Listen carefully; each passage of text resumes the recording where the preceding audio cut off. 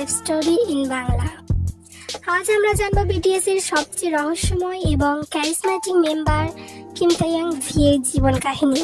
তার স্টাইল, তার চোখের চাহনি আর তার গভীর কণ্ঠ কোটি কোটি ফ্যানের হৃদয় জয় করে নিয়েছে। কিম তাইয়াং জন্মগ্রহণ করেন 30শে ডিসেম্বর 1995 সালে দক্ষিণ কোরিয়ার জেকু শহরে। ছোটবেলায় তিনি তার দাদা দাদির সঙ্গে বড় হয়েছেন এবং বারবার বলতেন, আমার দাদু দাদির সঙ্গে কাটানোর সময়টাই আমার জীবনের সেরা মুহূর্ত।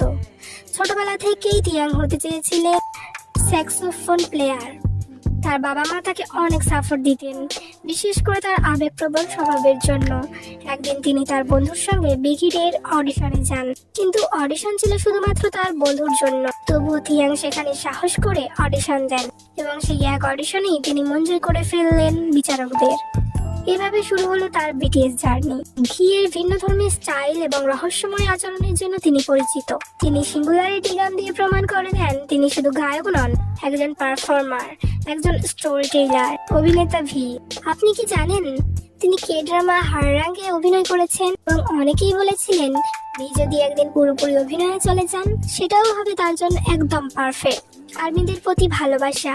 ভি প্রায়ই বলে থাকেন, আমার জীবনের সবচেয়ে বড় আশীর্বাদ হচ্ছে আর্মি। তিনি নিজের লেখা গানে বারবার তাদের কথা বলেন, যেমন sweet night, winter bear and love me again. তিনি শুধু গায়ক বা অভিনেতা নন, ভি একজন প্রকৃত আর্টিস্ট। ছবি আঁকতে ভালোবাসতেন এবং ফটোগ্রাফিতেও নেশা ছিল। ভি এমনকি তার নিজস্ব ফটো পেজ চালু করেছিলেন, যার নাম ছিল ফ্যান ডে, ভিনসেন্ট ফ্যান গো থেকে অনুপ্রাণিত হয়ে।